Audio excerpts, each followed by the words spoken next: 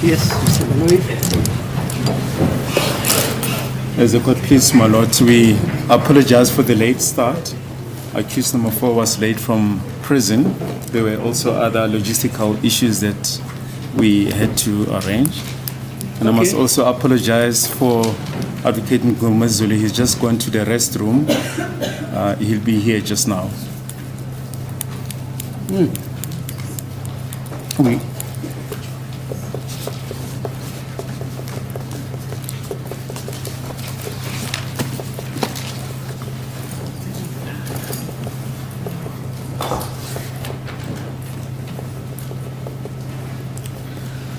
Whilst we're still waiting for Advocate Mngmezulu, I've informed my colleagues that yesterday we did indicate that the evidence in chief of this witness is finalized, that about 3 aspects, my lord, that we request permission to take up with the witness before cross-examination commences. Have you discussed it with your colleagues? Yes, I've informed them that I just need to What's the clarify. attitude? Well, I really haven't canvassed. What did you discuss? I just merely informed them, but I didn't get any indication that there'll be opposition to that, my lord. Yeah, make that application formally. As a court, please, my lord. My lord, yesterday afternoon, the evidence in chief of this witness was finalized. However, there are certain documents that, in fact, the document that I received this morning, my lord, that the witness referred to, that would like to hand through this witness and also take up 2 other related matters with the witness. Yeah, but you say it was finalized. Well, in the Was sense it cross-examined? that, no. Yeah, from the fact that you said no further questions, fine. Yes, we But indicated was that. it thereafter cross-examined by any of the counsels? Yes, the cross-examination hasn't commenced, my lord. It hasn't commenced. Yes. Yes, Mr. Mngmezulu, here's the application. My lord, I have no objection. Yes, Mr. Mnisi. No contest. Thank you, my lord. Yes. No objection. Thank you. Mr. Mshora? No objection, my lord. No objection from this court. As a court, please, I'm indebted to my learned friends. Okay, thanks. I can just report, my lord, that yesterday after the adjournment, we had a very fruitful session with my colleagues. We numbered paginated the exhibits, exhibit NN, as well as exhibit MM, my lord. Okay. And we are really indebted to my colleagues for their assistance. Okay, thanks for assisting the court. You're still under oath, Shange, Mr. Buthelezi. So when you say ngaphansi kwesifungo uyakuzwisisa lo? Ngiyakuzwisisa. Confirmed, my lord.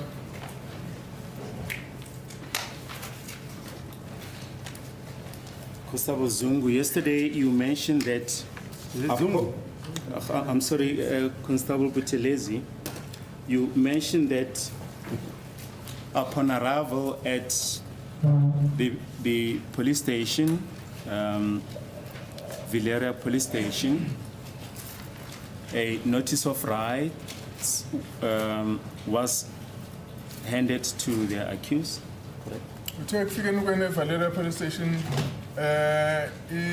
incwajana ekhombisa ipheshana elikhombisa amalungelo kamsolwa wani wawona. Kuyiqiniso besacela ukucacisa okunye engazange ngicacise kahle izolo. That is true, but I'd like to ask for permission to explain and clarify whatever I did not clarify yesterday.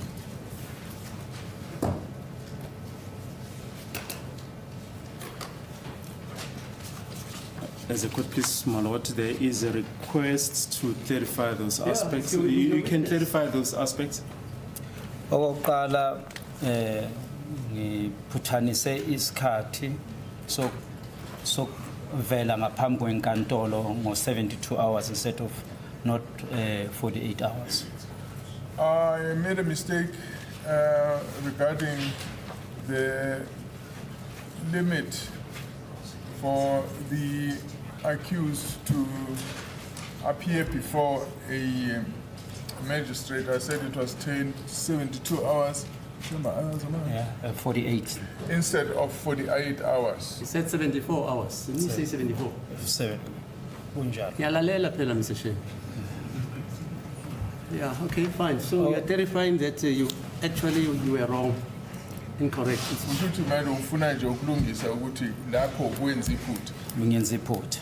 Yes, I made a mistake. Okay, yes. Okwesibili amalungelo mangitshela umangalelo umphenyi wecala ubela eceleni ekhona naye wamtshela. When I read the suspect his rights, the investigative officer was present and he also read the accused his rights. Okugcina yiloko ukuthi ngiphambanise icathulo ngithe ubegcoke amachapachapha ubegcoke ikhavela ubegcoke amachapachapha wacela ukushintshela kukhavela athi uzogodola.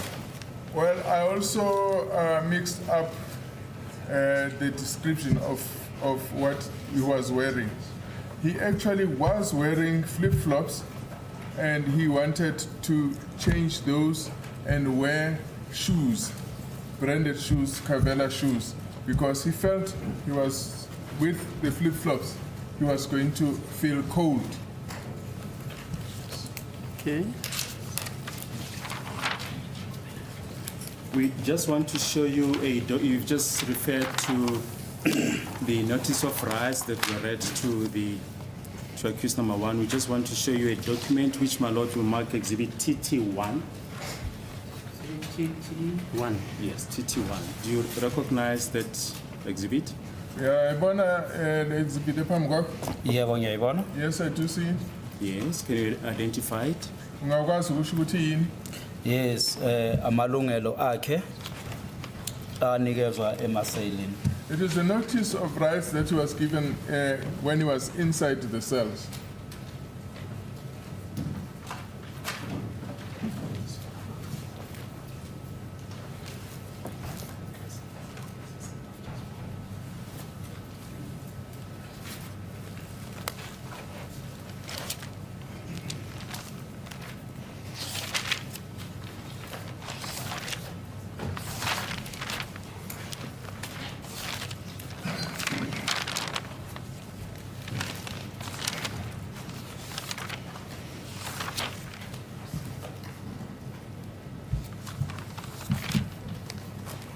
Yes, Mr. Rui.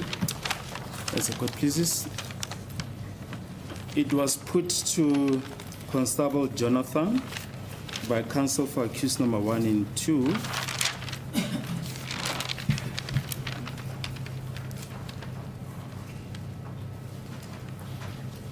That the version of accused number 2 will be as follows, that regarding the incident of the 19th of June 2020 at Moroka Police Station,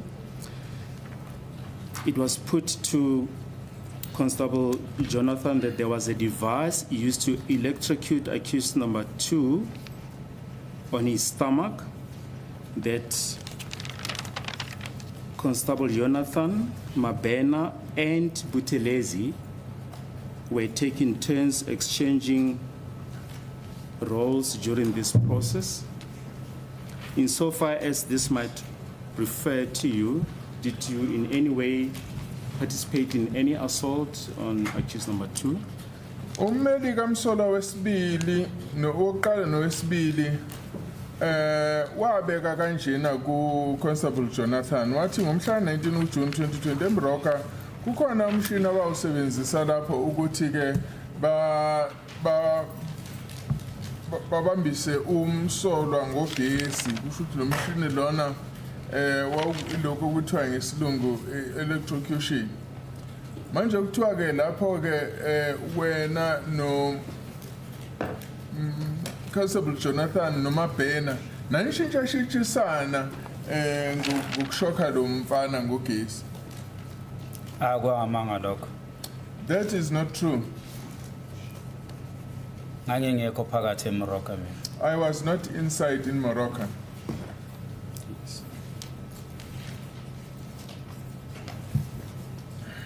But the proposition that was put was the events that led to the accused appearing at Morocco police station, that during that process that accused number 2 was electrocuted, as I've just mentioned to you. What is your comment? Not necessarily at Morocco police station. Manje lokho kwenzeka ningafika eMorocco police station lokho aholela ekutheni agcine umsolwa eseshokhiwe ngalo mshini kagesi uthini ngalo. Amanga phambi kwale nkantolo ehloniphekile. Those are lies before this honorable court.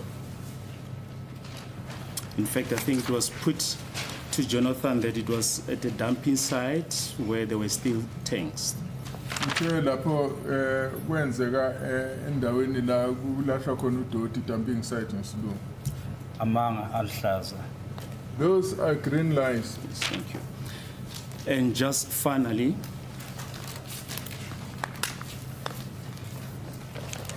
you've explained to the court how you arrested accused number 1. When, Chazelile inkantolo ukuthi wambopha kanjani umsolo wokuqala. when you arrived at Eraton offices, Noma sizofika lapha ema-office ase-Aeroton, what was your role there? kwawuyini umsebenzi wakho lapha? Ngasho nje ukuthi escorter. I can just say it was escort. But were you still actively involved in the process, or what was the position? Manje ushuthi lapho wawusawenza yini lo msebenzi noma kunjani? Cha, escorter nje kuphela bavulele indlela. No, it was just escorting them, just opening the way for them. Thank you, my lord. Those are the only aspects. Thank you. Yes, first, Mr. Mngmezulu.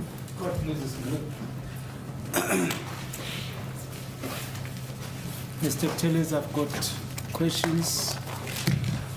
Firstly, let me just establish on the 30th of May 2020, you reported on duty.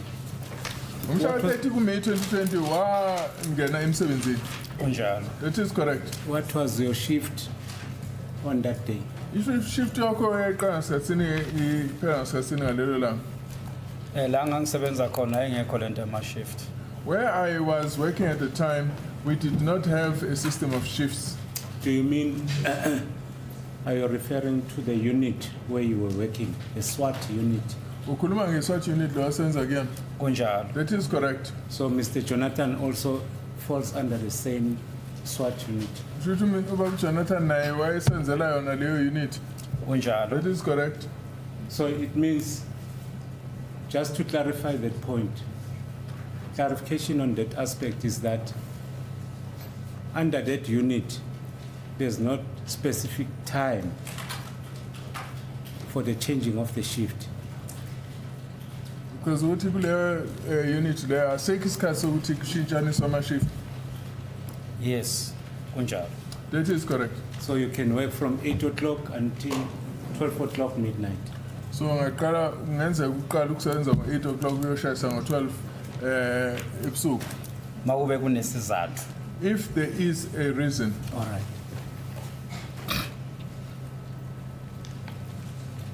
Now on the 30th of May 2020, you said you received a call from Sergeant Mukhal. Uthe ngomhla 30 kuMay 2020 uthe wathola ucingo oluvela kuSergeant Mukhal. Kunjalo. That is correct. Where were you at that time? Wawulaphi ngaleso sikhathi? Bengihamba towards iBoxback area. I was traveling towards the Boxback area.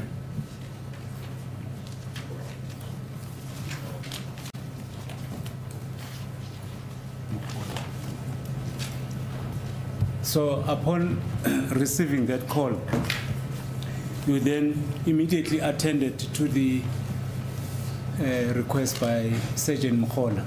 Manje ekutholeni lolo cingo navele nje naqala kuyokwenza lokho enandicelwa uSergeant Mukholo. Kunjalo. That is correct. What car were you traveling with? Wahamba nhloboni yemoto? BMW 1 Series. I was traveling in a BMW 1 Series. What color was it? Where umbala wayo? Mhlophe. It was white. Is it correct that you were with Sadiq, Sergeant Sadiq, Iqiniso ukuthi wahamba noSergeant Sadiq? Constable Sadiq here. Constable Sadiq? Yes, it was Constable Sadiq. Was Mr. Mapumulo present also? Maphumulo ayakhona lapho? Cha. No, he wasn't. Okay. So that the content of the conversation was that a warrant or a J50 was issued, it was to be executed. Is that correct? Nanifanele niyokhipha i-J50 lapho nginjalo. Kunjalo. That is correct. All right. When you arrived in Tembisa, you said you arrived in Tembisa, you had a discussion with Sergeant Mngmezulu, who showed you this warrant of arrest. Uthe manifika eThembisa nakhuluma noSergeant Mngmezulu anikhombisa i-warrant of arrest. Kunjalo. That's correct. It reflected the names of the suspect. Yayibhalwe amagama abasolwa anginjalo. Kunjalo. That's correct. So, as we're trying to locate the whereabouts of the suspect, finally you found or you located the place where he was. And you further mentioned that he was located in terms of, according to a description of his clothing. Is that so? Manje njengoba benisafuna ke umsolo nagcina nitholile ukuthi ulaphi futhi ke naninikiwe ke nencazelo yokuthi ugqoke kanjani. Kunjalo. That is correct. And the place where he was at that time. Naleyo ndawo ke la ekuyona ngaleso sikhathi. Kuyiqiniso. That is true. You just made a correction in terms of the shoes he was wearing prior to his approach. You said he was wearing the flip-flops.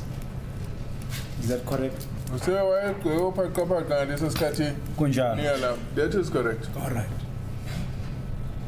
So, when you approach, okay, let me just clarify this as well. These people that you spotted on the standing in the yard of that particular house, how many were they? Were they not 3? Manje la bantu nawathola bese egcikeni lapho la enaniyo landa umsolo khona. Babe ngabangaki labantu? Babe ngebathathu? Bebababili. There were 2. All right. My instruction is that there were 3. Accused number 1 and other 2 gentlemen. Umsolo ke uqala uthi yana babe bathathu kwakuyena nabanye ababili. Mhlawumbe usekhohliwe bebababili. Maybe it's forgotten, but there were just 2 of them. All right. Let's just take it step by step. It's fine. Okay. Now you instruct. There's something that you mentioned, which is very fascinating. The tactic that you are using when you're approaching a suspect. You said, is it? Tactical takedown. Tactical? Takedown. Tactical takedown. So, this tactical takedown, you said the purpose of it is to confuse the suspect. Is that so? Manje kule tactical takedown okhuluma ngayo kusho ukuthi into ewenza ukuthi umsolwa ahlangahlangane. Kunjalo. That is correct. Okay. In terms of its practicality, how long does this confusion, if maybe you certain that he is now confused, how long does it function on the suspect? Asikusedidekile ke umsolwa udideka isikhathi esingakanani. Kuya ngomuntu, ngohlobo lomuntu. It depends on a person. Okay, I'll get back to that one. So, but does it have the element of instilling fear as well on the suspect? Manje kukhona yini nokumesabisa okungenayo lapho? Ingakho ngithi kuya ngomuntu. Kwabanye ayikho omunye umuntu abe normal akuhlahlela amehlo. Well, I said it goes according to a person. Some they do not fear, they just stare at you. But for someone who is surprised by this tactic, it's common that he can be frightened. Manje kujwayelekile yini ukuthi umuntu mebona lento leni bese yamthusa kujwayelekile yini ukuthi afike lokwesapha Yabona ngeke ngize ngithi ngi-expert ngalezi zinto ukuthi umuntu uyafike lokwesapha or afike lokwesapha. Engakusho ukuthi kuhluka ngabantu. I wouldn't say that I'm an expert on whether the person would feel fear or not, but then it is according to each person. And as such, say, you are not expected to see if this person is confused when you are implementing that tactic. I'm not saying you are an expert. Ushuthi awuyena nje nochwepheshe okwazi ukuthi lo muntu lo usedidekile. Inhloso ye-tactical takedown ukuthi umuntu mama approacha umtshela lento omtshela yona ayenza ngaleso sikhathi hayi ukumthusa. The reason we use this tactical takedown is to ensure that a person does whatever you tell them and not to instill fear on them. Okay, no, it's fine. We'll reserve that one for argument as well. But let's move on. In terms of, all right, now, you ordered these people to come out of the yard, or did they, on their own volition, came out of the yard? Manje labantu laba wabalela ukuthi baphume ejarden noma baziphumela bona ngokwabo. Akekho aphume ejarden balala khona lapha ejarden. No, nobody went out of the yard. They laid down right inside the yard. All right.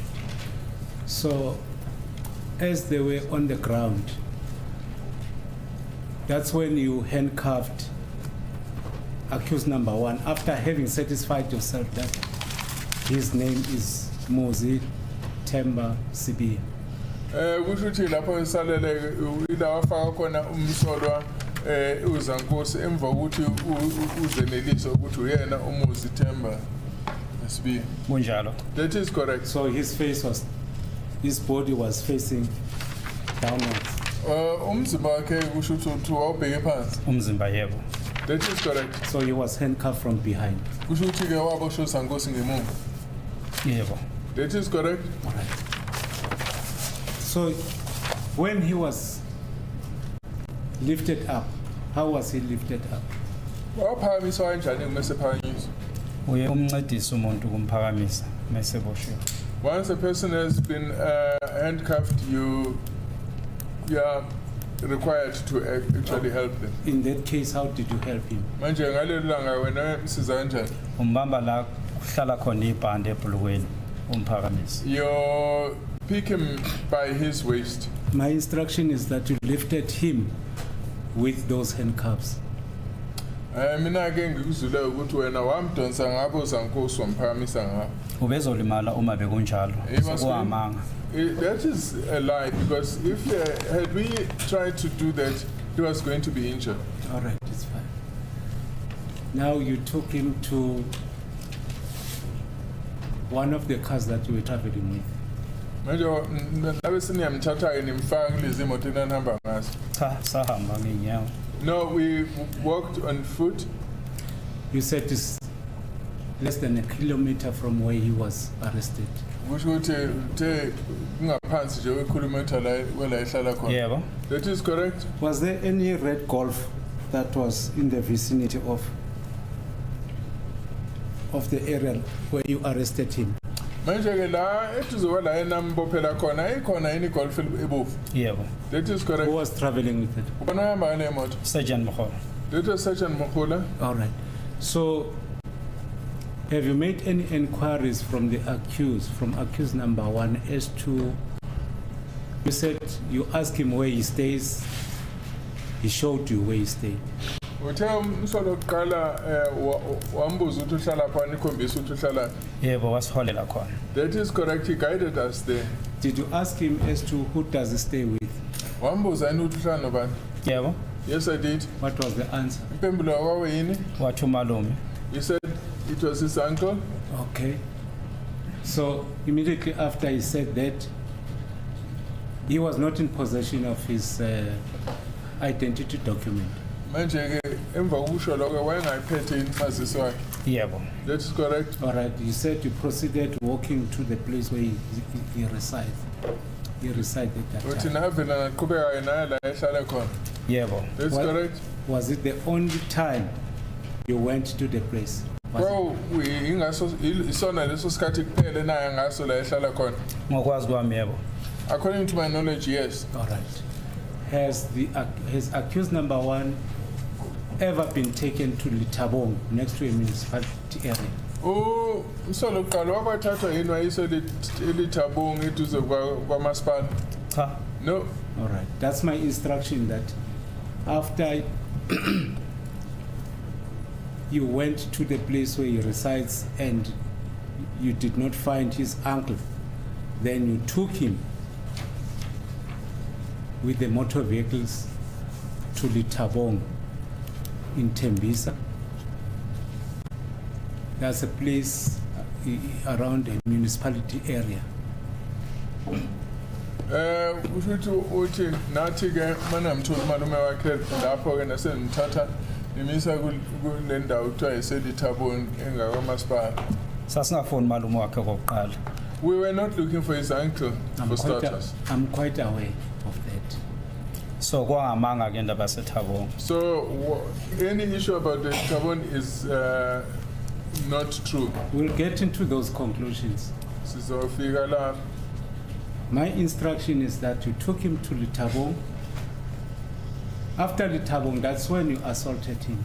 Bathi ke umyalelo wami ukuthi nina namthatha naye misa eLithabong emva kweLithabong nasengiqala niyamshaya. amanga lawo That is not true. Thank you. And I forgot to inform you that my instruction is that it was not only you, Sadike, and Sergeant Mokhola Yalelo wami uthi kwakungewena uSadiki nomhola when he kuphela was arrested. mezoboshwa. ngisaqinisekisa nalokho ukuthi bekuyimina uSadiki uSergeant Mokhola ebekhona laphana njengomphenyi wecala Well, I want to reiterate that it was me, Sadiki, and Mokhola was only there as the investigating officer. My instruction is that there were 5 people that he saw with civilian clothes Uthi yena wabona abantu abahlanu bengagqokile uniform prior to his arrest, engaboshwa. and more or less 8 officers that were in full uniform. Athi futhi kunamaphoyisa angathi alingana u8 ayigqoke uniform. hayi mhlambe bebona abanye Maybe you are seeing somebody else. And you were traveling with 7 motor vehicles. Futhi nihamba ngeemoto ezingaba isikhombisa. hayi zimbili imoto bezilapho No, there were only 2 cars there. Okay. After Litabong, after he was assaulted, accused number 1 messed up himself. Bathi emva kokuthi ashawe eLithabong umsolo oqala wazingcolisa. angikwazi lokho I do not know about that. Yes, because that was a reason for you to take him so that he can change his clothes. Ngoba iyona ke into eyenza ukuthi niphoqelele ukuthi nimphindisele la ehlala khona ukuthi ayokhumula athi agqoke okunye. ukuqamba amanga phambi kwale nkantolo akusona isizathu leso That is a lie before this court because that was not the reason. So that means you were so sympathetic to the accused. What was the reason for you to take him to change his clothes? What was the reason? Ushuthi nani nozwelo kulomsolo kwakuyini isizathu sokuthi nimthathe ukuthi ayoshintsha impahla. njengoba bengichazile masimbopha suka nala simthole khona befake ibruko elibizwa ibrainwood Like I said, where we arrested him, he was wearing a trouser which is branded Brentwood. ubekhononda ukuthi okokuqala simlalise phansi enhlabathini He ngalo brownwood was complaining, for starters, that we had caused him to lie down in that trouser on the grass. So you want to tell the court that okwesibili ngakaqedi ubenenkinga ukuthi ahambe ayoboshwa agqoke lona lelo bro lele ibrainwood He also had a problem with his being arrested while wearing that Brentwood trouser. so bengengeza ngomnqabele mina uma engicela engalwi ukuthi ashintshwe lelo bro lelo afakwe elinye ibruko I wasn't going to refuse since he was asking politely to go and change the trousers. and wear another one. I'm putting to you that that's not a reason. The reason is that he messed up himself after he was assaulted. Then you took him again to the place where he resides so that he can change his clothing. Yayilo engitshela wona ukuthi yena washawa waseyazingolisa. Sona ke sizathu senza ukuthi nimthathe nimise lapha ekhaya ukuthi ayogqokela inye blue. La hlala khona umuzi kakhulela siye kanye asange sibuyele. And futhi akusona isizathu lesi esishiwo uyena phambi kwale nkantolo kwamanga la. We only went once to his place and we never returned there, and the reasons that is provided before the court are not true. The keys of that shack was what was with his uncle. But ukeke wa lo mkhukhu lo wawuphethe umalume wakhe. He was not in possession of the keys. Uthiwa ngophethe ukey. Kuyamangaza kusho ukuthi malume wakho hlala esikhwameni ngoba ikey ayikhiphe esikhwameni. Well, it's surprising. Maybe his uncle stays in the pocket because that is where I retrieved the keys from. I think we've got to be adults when you're answering questions. We are in a court of law. We are in a formal institute. Mangixolisa la. Yes. Apologies. Thank you. And because the keys were not with the accused, that's when you forcefully gain entry into the shack. Athi ngoba umsolo engawuphethe ukey nafike nangena ngogqeza lapha emkhukhwini wakhe.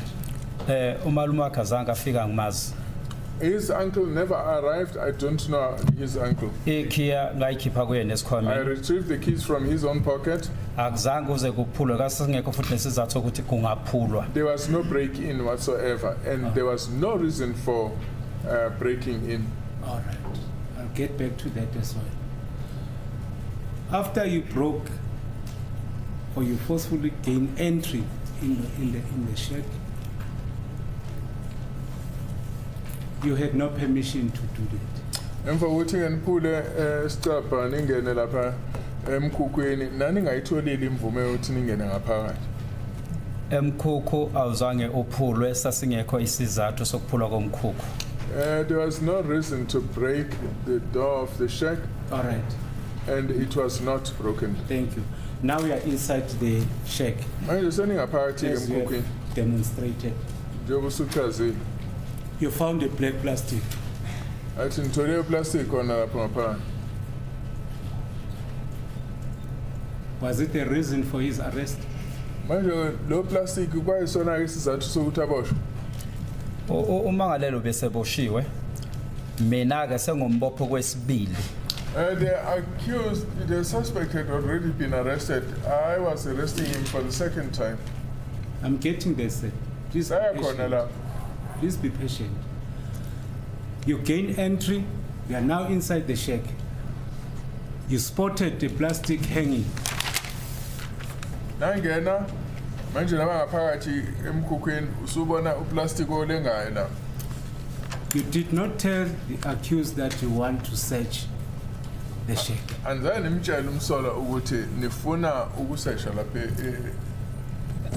emkhukhweni wakhe. Okokuqala imvume ukungena emkhukhweni sindike uyena. Okwesibili uyena ochasele mina ocele mina ukuthi umazisi wakhe ngumbheke kuphi. Well, for starters, he's the one that gave us the permission to get into the shack, and he's also the one who directed us to where I should look for his ID. Okwesibili masuthola umazisi uyena futhi ngokwakhe othi ibhekeni umbhekeni la umazisi wami.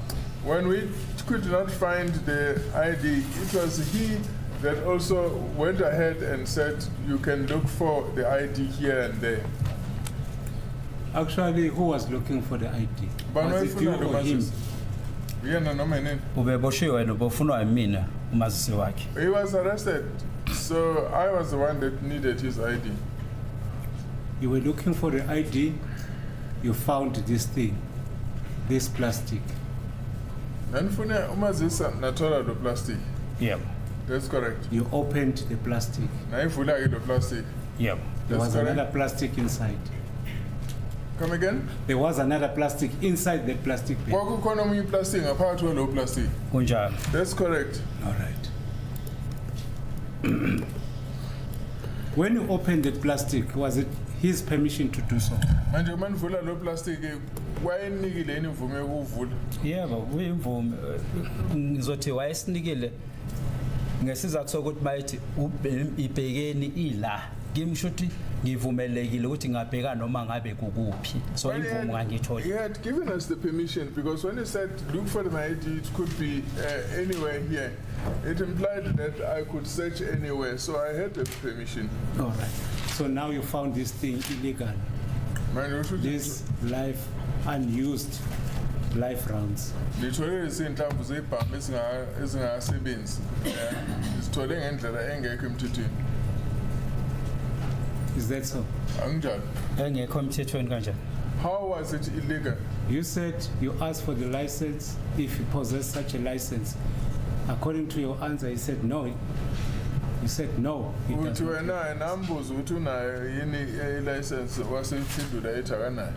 Yebo, inhlamvu zazikuye ngokungekho emthethweni. Yes, the bullets were in his possession without any permission. All right. You continued to search after what were you looking for? Still the ID. Naqhubeka ke na-search lapho nanisafuna yona yini i-ID. Yes, isizathu sokuba lapha nabo kufuna umazisi. That is correct. Our reason for being there was to look for an ID. So, even if usually that thing is done by elderly people, can you look for an ID inside the fridge? Ungakwazi yini ukuthi unofuna umazisa ngaphakathi kwe-fridge? Angizange ngithi phakathi kwe-fridge ngangifuna i-ID. I didn't say when I was looking for an ID inside the fridge. You'll open the fridge. The television set was not functioning. The fridge was not even functioning, but you opened the fridge and you found the unwashed dishes. Ayuthe wena i-television yayingasebenzi ne-fridge yayingasebenzi kodwa wayivula leyo fridge Can you wathola keep- izitsha ezingawashiwe. Qiniso. That is correct. Can you keep an ID inside the fridge? Ungakwazi yini ukubeka i-ID ngaphakathi efrijini? Ngayigcina uma i-fridge ingasebenzi. I can keep a fridge even if it doesn't work. But he cannot do that. And there was a wardrobe where he was keeping his clothes. Kodwa awenzanga lokho kwayene-wardrobe la efaka khona iy'mpahla zakhe. Nkosi yenkantolo angizange ngibeke isizathu sokuthi ngangifuna i-ID phakathi kwe-fridge. My Lord, I did not say my reason for looking for opening the fridge was to look for an ID. But my concern, you opened the fridge without his permission. Manje inkinga enginayo ukuthi uvule le fridge lena ungenayo imvume. Nkosi yenkantolo kwakuyoba kuhle uma imvumo mhlambeni yayicacisile ukuthi bukanda. Kodwa imvumo ithema iza kuthina kuthiwe bukani konke la. Well, it would have been easier if the permission had been very specific to say, look here and here and here. But then the permission that we got was was a blanket permission that said we could look everywhere. All right, let's move on. Go back. Sergeant Sadiq was present when you found that plastic. Sergeant Sadiq wayekhona isikhathi uthola lo plastic. Qiniso. That is correct. Sergeant Mngmezulu was outside. Sergeant Mngmezulu wayengaphandle. Qiniso. That's correct. All right. You mentioned that you read the rights of the accused at the time you arrested him. Nishilo-ke wathi wafundela umsolwa amalungelo akhe ngesikhathi nimbopha. Phambi komseshi. Qiniso. In front of the investigating officer, that is true. When you found this plastic bag containing unused live rounds, you asked a question, do you have the license for this? Manithola-ke lo plastic oney'nhlamvu zesibhamu ezingasetshenziswa wambuza ukuthi unayo yini i-license. Qiniso. That is correct. When you found them, and it came to your mind that after you were given the answer that this is an illegal item or property, did you explain his rights further? Because Right. this is another offense. Manje uma usuthola lapho ukuthi unento engekho emthethweni lapho waphinda futhi wamtshela amalungelo akhe yini ngoba Kunjalo. kwase kuyelinye icala lesibili leli. kunjalo bekufanelekile That is correct. It was supposed to be done. nalapho futhi umseshi ubela eceleni mangomtshela And the investigating officer was also present when I read him his rights again. So did you make any admissions to the effect that he admitted that these things belong to him? Manje wavuma yini lapho ukuthi konke lokho kwakhe? bengazange sambuza ukuyela phambili ngalokho I did not ask him further about that. bengikwazi ukuthi wavuma ukuthi irume lakhe lezazinto ezakhe What I know is that he accepted that the room belonged to him and what was in there what belonged to him. So in the nutshell, he never admitted, he never made any admissions regarding those unused life rounds. Ngokufufishane usho ukuthi akazange avume lutho mayelana nalezi inhlamvu ezingasetshenziswanga. hayi angizange sakhumbula ukuthi wavuma okanye azange avuma I'm unable to recall whether he accepted or no, did he not accept. The persons that entered the shack of the accused, correct me if I'm wrong, yourself, are you a constable? correct Sadiq is a constable. kunjalo So kusho lona wangena lapha kusho ukuthi wena uyiconstable noSadiq naye uyiconstable And Mkhola is a sergeant. kunjalo and uNomkhola uSergeant. That is correct. Are you aware that all three of you, are you aware? If you are not aware, you must tell me. I'm not forcing you to answer that question. Are you aware that by law, you are not permitted to take any confessions and admissions? Manje uyazi yini ukuthi ngokomthetho nina nobathathu anivunyelwe ukuthi kube nomuntu othatha ukuvuma isono. hayi bengingakwazi lokho I was not aware of that. Thank you. Let's proceed. I don't think that's entirely correct. As far as the confession is concerned, that's correct, but not admission can be made An to him. admission is admissible, even taken by a constable, They are, as opposed to a confession, which is described in our law as an unequivocal admission of all the elements of a particular crime. I'll revisit section 2199, capital letter A. man. Yeah, right. Yes. Let's move on, sir. Asiqhubeke. Now, in the check, you called in Sergeant Mkhola. Then you proceeded with the business of the day, effecting arrest to accused number one. Manje lapha emkhukwini ke nasenbizo uSergeant Mkhola nasemqhubekayo umsebenzi wosuku ukubopha umsono. kunjalo That is correct. So he managed to change his clothes, and the mistake that you have made, change from whatever shoes, Cavella to flip-flops, flip-flops to Cavella. But ultimately, he managed to change the clothing he was wearing. Manje uthi emva kwaloko kwase kwazike ukuthi ashintshe lo ayigqokile mhlambe ashintshe uKavela flip flop noma flip flop uKavela konke nje lokho ayidinga ukushintsha akushintshe. yebo That is correct. And for that information, you said it was, when you, first time you met him, it was 1 o'clock or towards 1 o'clock during the day. Uthe uqala wakho ukuhlangana naye kwaku phakathi nosuku. yebo kunjalo That is correct. Yes. An offense, the second offense or the second alleged offense of being in possession of unlicensed live rounds was allegedly committed in Tembisa.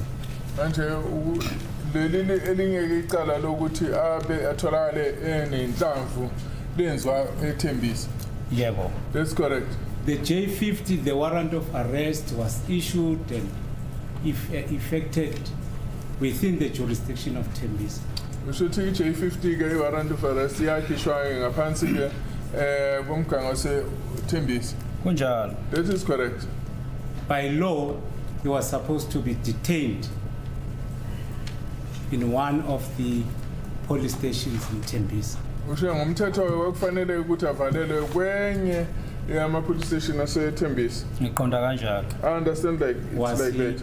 Was he taken to one of the police stations in Tembisa? Manje wathathwa wayiswa kwenye yama police station aseThembisa? Cha, saqhubeka. No, we proceeded. No, why not? Because sorry, man. Muthi ke cha yini indaba? Umphenyi wecala mayithi sesehamba siye eVusumuzi hostel. Well, the investigating officer informed us that we were going to go to the Vusumuzi hostel. I'm still covered with it. It falls under Tembisa. Is that correct?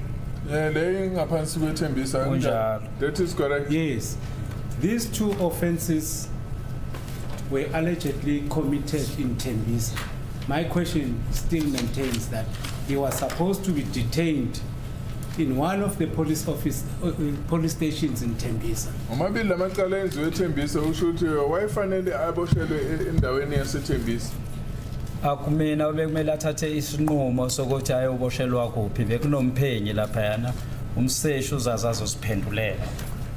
It was not upon me to decide where he was going to be detained. There was an investigating officer there. That investigation officer must come and answer for themselves. Thank you. I'm getting there. Now we are taking the suspect of forced lawyers. These offenses are committed here in Tembisa. Now we are taking the suspect, accused number 1, to forced lawyers. What was the reason for it? Koyiniki isizathu sokuthi umsolwa owenza amacala eSembisa athathwa yiswe eForce Lawyers. Kwasenkantolo kunomphenyi kunomseshi ebengilalela yena. I was under the instructions of the investigating officer. All right. I followed the logic in your evidence. You're the one who effected arrest physically on accused number 1, on the instruction of the investigating officer.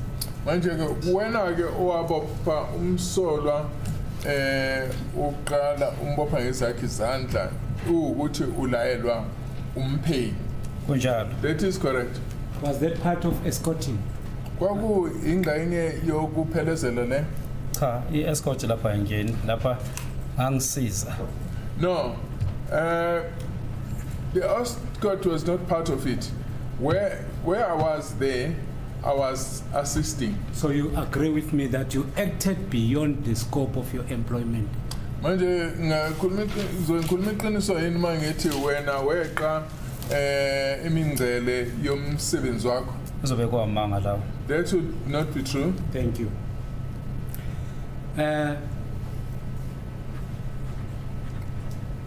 With the leave of the court, I don't want to be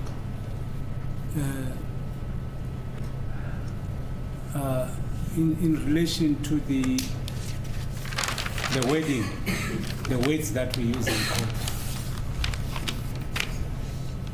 If you say amanga, it's not polite than aglone qiniso. Do you agree? Muthi amanga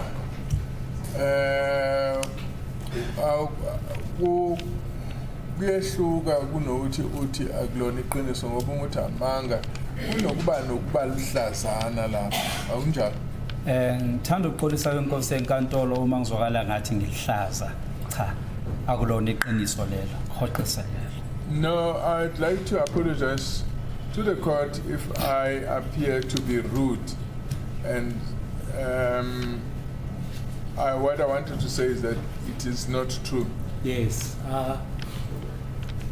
I'll be pleased, because we are all Zulu speakers, to to use the word kuliputa or akulona iqiniso.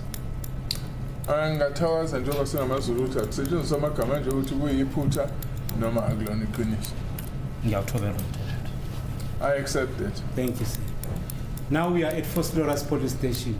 No offense has been committed there. No offense has been allegedly committed in Vosloorus police station. Manje sisefosloorus akukho icala elenziwa lapha. Siye eFosloorus ngesicelo somphenyi wecala. We went to Vosloorus on the request of the investigating officer. In other words, she did not state expressly the reason why you had to escort her in the suspect to Vosloorus. Mshuthi ke akazange acacise kahle ukuthi yini isizathu sasenza ukuthi nifanele niye eVosloorus. Masithola inhlamvu emkhokhweni ke wafunakala isibhamu. When we found the rounds in the shack, well, that implied the presence of a gun, so we wanted to find a gun. Yes, I've omitted that part of your evidence deliberately because ultimately accused number 1 was not arrested for being in possession of an unlicensed firearm. Let's just forget about the firearm. Well, ngizange ngingene kuloko kakhulu ngoba umsolo akazange aboshelwe ukuba nesibhamu. We are there in Vosloorus. What offense was committed in Vosloorus? Manje senila Ngichazisele futhi. Can you please ask again? I'm saying, can we please concentrate on the offenses that accused number 1 was arrested for? Ake sigcine kakhulu kule macala lawa aboshelwa wona umsolo oqala. Not the firearm that we're looking for. I'm less concerned about that, and I did not want to tackle that part of evidence. Singakhulume ngesibhamu. Mr. Mngmezulu, that's unfair to the witness. He's giving you the reason why, as you say, they didn't immediately lock up the accused where allegedly he was arrested for committing an offense. And he says, because they had found this ammunition, the firearm had to be traced. That's what he says. Thank you, my lord. May I reply? No, My lord, you there's must a ask hand him. up. That's how I Yes. understand the evidence. That's correct. I want to clarify that. Yes. My lord, there's a hand up. From, The client. may I approach him? Yes.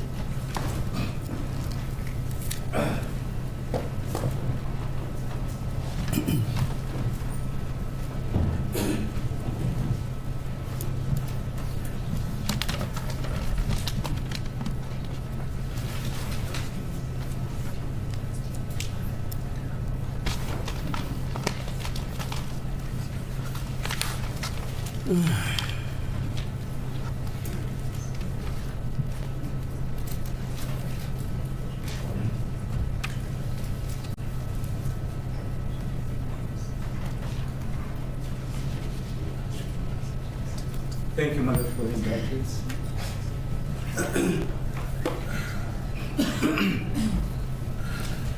Mr.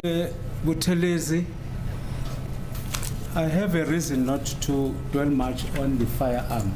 So walisa nginesizathu sokuthi ngingagxile kakhulu kulolu daba lesibhamu. The reason being that the evidence that you gave to the court, it involves other people that could not be called to come and testify about the contents of that conversation.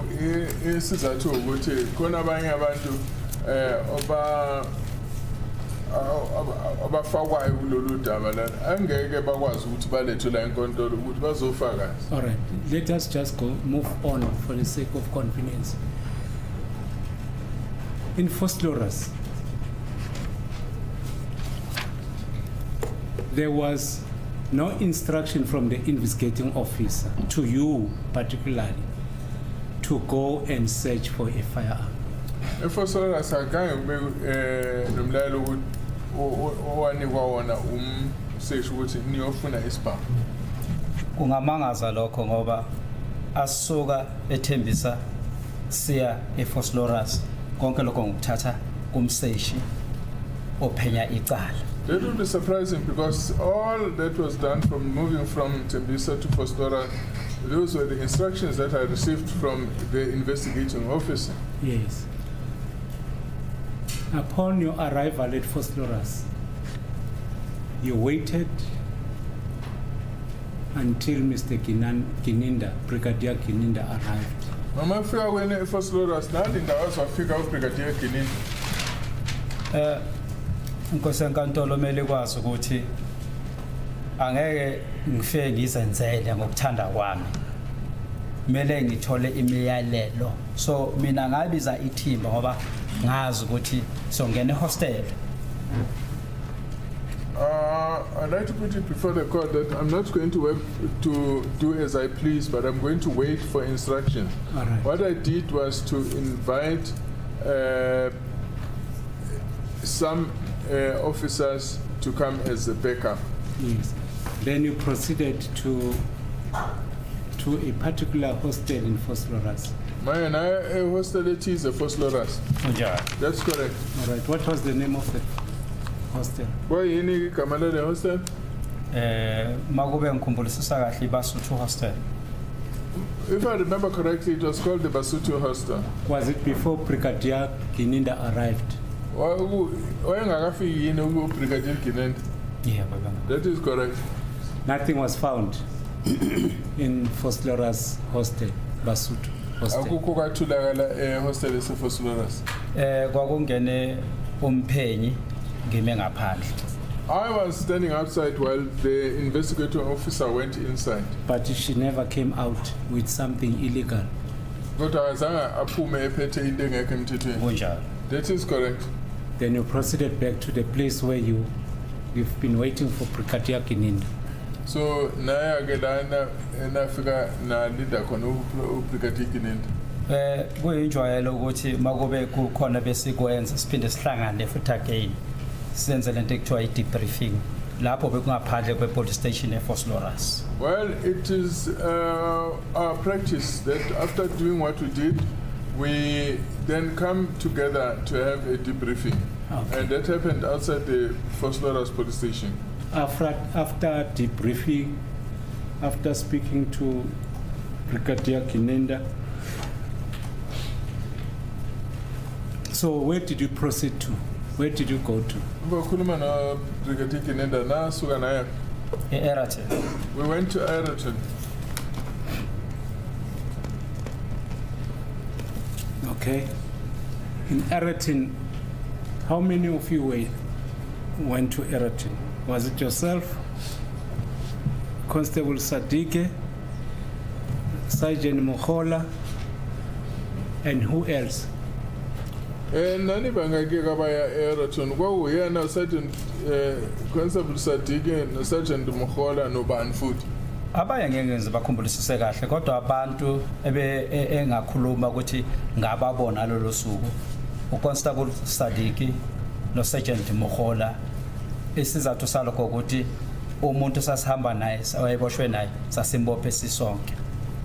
I'm unable to recall all the names of the people that were there, but I can only specifically say that I recall the names of Constable Sadiki and Sergeant Mkhola because the person that were arrested had all participated in the arrest. Constable Munareng, Constable Mapumulo, Constable Jonathan were not there. And Constable Munareng, Mapumulo, no Jonathan babengekho. Angisakhumbulisi kahle inkosi enkantolo ngicela ingizwele seside lesikhathi. I'm unable to recall. I'd like to beg for consideration because this is a long time ago. Okay. So, but you vividly sure about these three crew members? Kodwa ke laba bathathu unesiqiniseko sabo. Nesiqiniseko. Yes, I'm absolutely sure. Accused number one. All right. At Eraton, what time did you arrive umsolo waqala ke manje eRoton nafika ngasikhatsini. Isikhathi angizazi ngisibheke kodwa bese kuhlwile.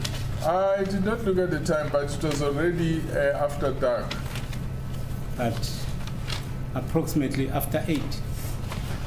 Ngenza ukuthi kwakuwe mhlambe isikhathi so 80. Njoba ngisho anginaso nje isiqiniseko. Like I said, I do not remember clearly.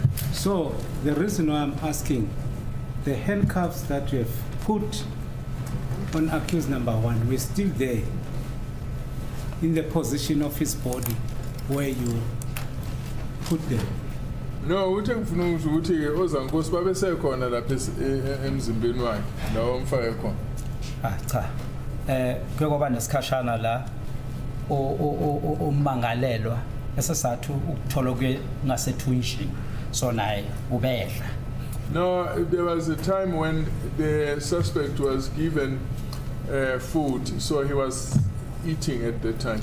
Yes, thank you, sir. That's why I'm asking along those lines.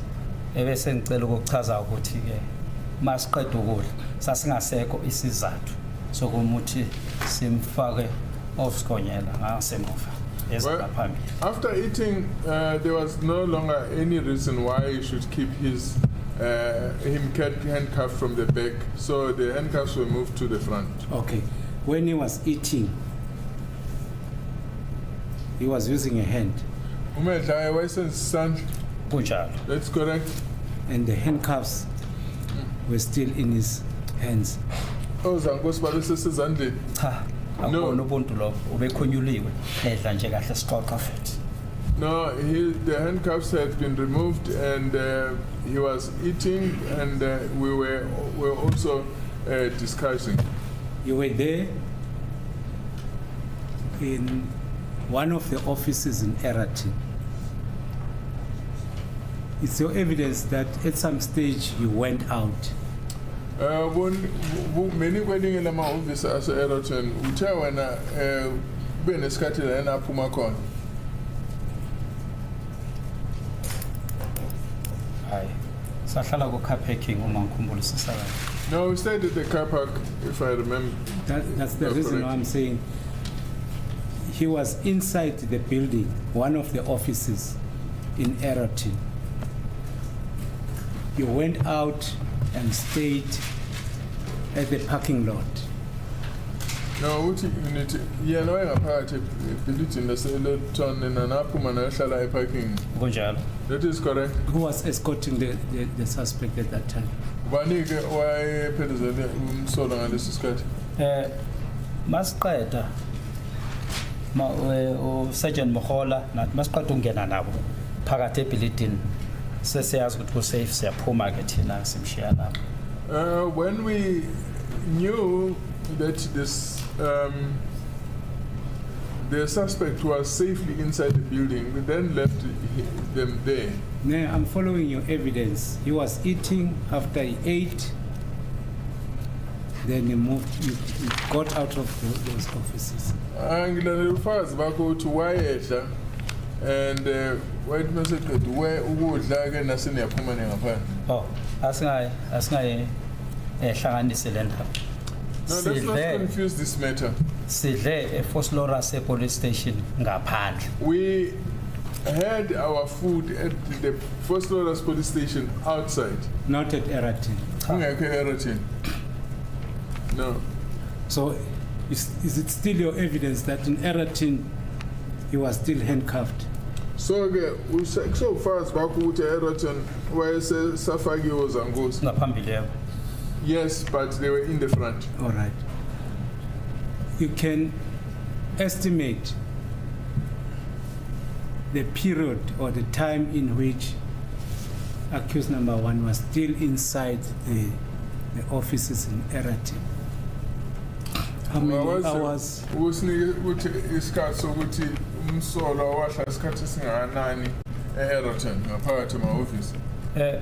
Angeke ngikwazi ukwenza lokho ngoba kwamina ngangikhathele. So angeke ngikwazi nje ukuthi ngifike ngifanisele okanye ngicabange. I wouldn't be able to do that because at that time I was tired. so I wouldn't be able to estimate. But from where you were parking or where you parked, from that position, you were in a better position to see the offices where accused number 1 was. Manje lana nilikhona yena nikwazi wabona la mahhovisi la umsola waye uqala ekhona. Kunjalo. That is correct. So you never lost any sight of the movement of accused number 1 whilst he was kept in that office. So nanhlani mbona ngaso sonke isikhathi umsola uqala. Kunjalo. That is correct. Immediately thereafter, you traveled back to Pretoria. Emva kwalokho yena seniyasuka nihamba nePitori. Ngicela ukuchasela inkantolo la ukuthi kube nesikhashanyana njengoba silapha eRathini ngihlele emotweni engathatha ngaso isithongwana. I want to inform the court that while we're at Eroton, there was a time when I took a nap. Then uConstable Sadiq uyena ke obebhekile. Constable Sadiq was the one that kept watch. All right, let's give you that.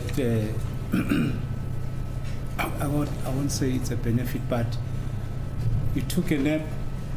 When you woke up, that was the time when you had to travel. Wathatha isithongwana musuvuka kwayisikhathi la inifanele nisuke nihamba. Kunjalo.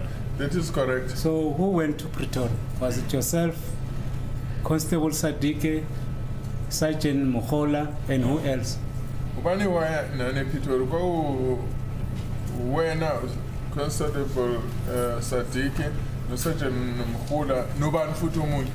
Ngizofakazela Sergeant Mohola no Constable Sadiq ngizobafakazela. Abanye bakulezinye imoto angeke ngisakhumbula kahle ukuthi kungoba.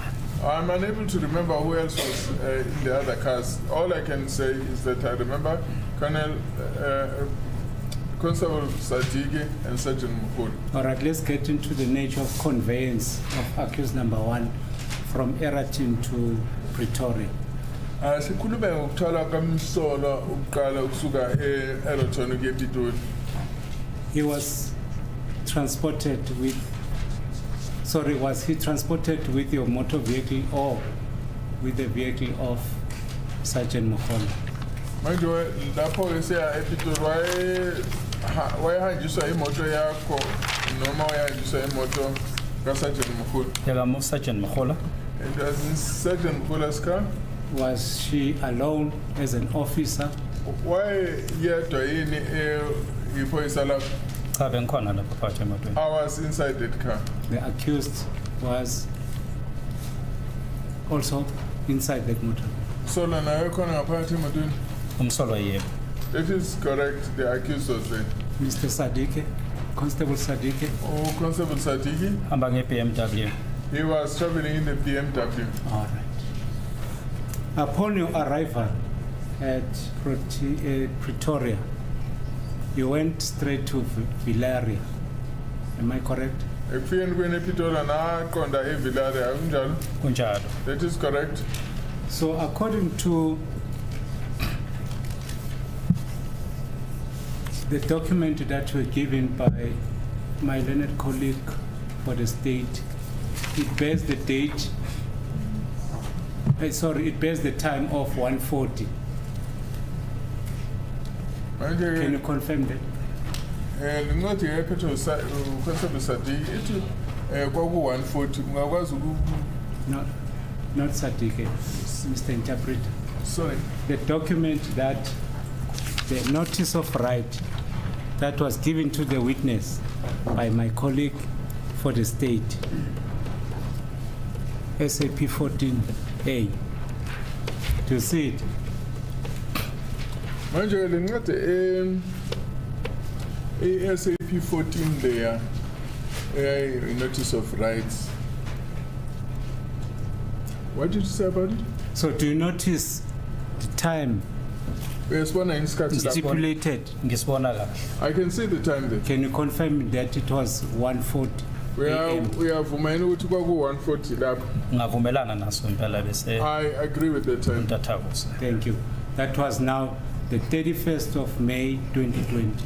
Mhla 31 kuMay 2020. kunjalo. That is correct.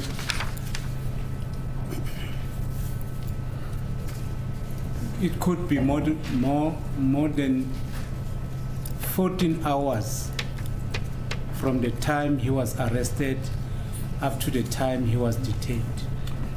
Kungaba ukuthi le ama-hours awo 14 ukusuka ngesikhathi eboshwa ukuyofika nalesi sikhathi ezovalelwa ngaphakathi. Ngengabali. No, I was not counting. It could be because I'm not also calculated. I'm just estimating. So hayi nami ngiyaqagela nje kodwa Siyavumela. Could we be are in agreement. 14 hours. So you're the one who read those rights, Yebo ngamfundela. Yes, I'm the one that read the rights. and the accused signed, and he understood the rights that we. Manje umsola ke wasayina ngoba wayezwisisile lo wamchazela wona. Mangichaze kule nkantolo ehloniphekile ukuthi ngamtshela amalungelo akhe nomseshi okanye umphenyi wecala naye wamtshela amalungelo akhe. Let me explain to this court that I read him his right and the investigating officer also read him his rights.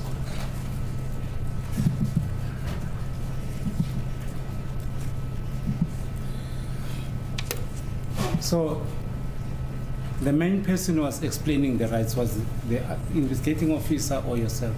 Manje ubanike kule nina ababili owayemchazela kahle ke amalungelo akho kumseshi noma kuwena. Kwakuyimina saseludlula kaMagebe kwe. Yeah, I was the one that was reading his rights and we're Zulu, using the Zulu language. All right. Now you are detaining the accused person. Was he medically checked if he had no injuries? Manje uma senizovalela kumsola wahlolwa yini emzimbeni ukuthi akalimalanga. Ebo kuwumthetho ukuthi wonke umuntu oboshiwe abantu abasebenza emasayilini la kuvalelwa khona abantu bamhlolisise umuntu ukuthi ulimele yini okanye une zikhalazo thize na abakwazi kumthatha uma elimele. It is a requirement for the people who are in the cells to check the suspect for injuries or for complaints, because they are not supposed to accept him if he or she is injured. All right. Let's just run away from the general practice. Specifically on that day, was he examined medically? Asiphumeke kokujwayele ukwenziwa ngikhuluma ngololu lasiqonde ngqo kulolu leli langa esikhuluma ngalo wahlolwa yini ngalelo langa. Abelingahlukile namanye amalanga wahlolwa.